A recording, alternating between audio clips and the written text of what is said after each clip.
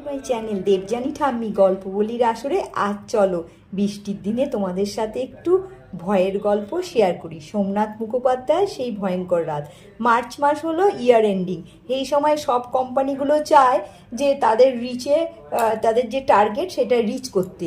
তো সেরকম কাজের জন্যই তাকে পাঠানো হয়েছিল একটা যন্ত্রাংশ যেটা ভূপালেই তৈরি হতো। সেইটার জন্য এমার্জেন্সি কলেই তাকে যেতে হয়েছিল ভূপালে।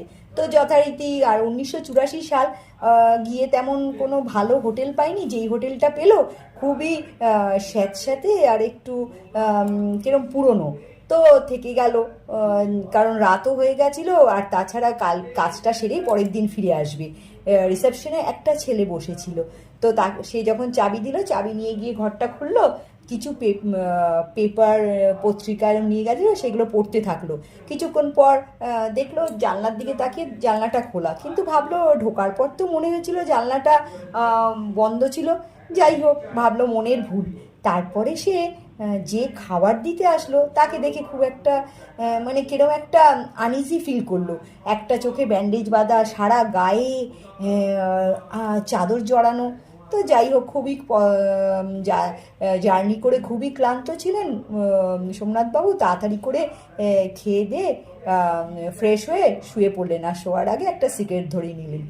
কিছুক্ষণ পর অত্যন্ত শ্বাসকষ্টে তার ঘুম ভেঙে গেল। একদম চারিদিক ধোঁয়ায় ঘরটা ভরে গেছে, শ্বাস নিতে পারছেন না।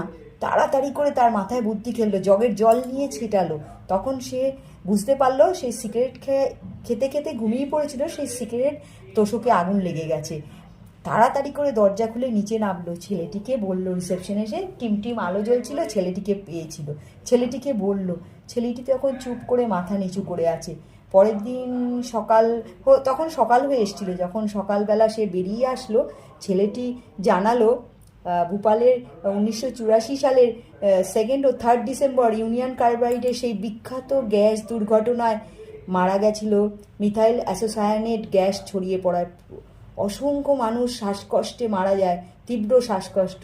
সেই অনুভূতি যেন সবাই একটু হলেও, আর হোটেলটা সেই কাছেই ছিল, যেন সবাই সেই কষ্টটা যেন সবাইকে তারা অনুভব করাতে চায়, কি তীব্র শ্বাসকষ্ট তাদের হয়েছিল।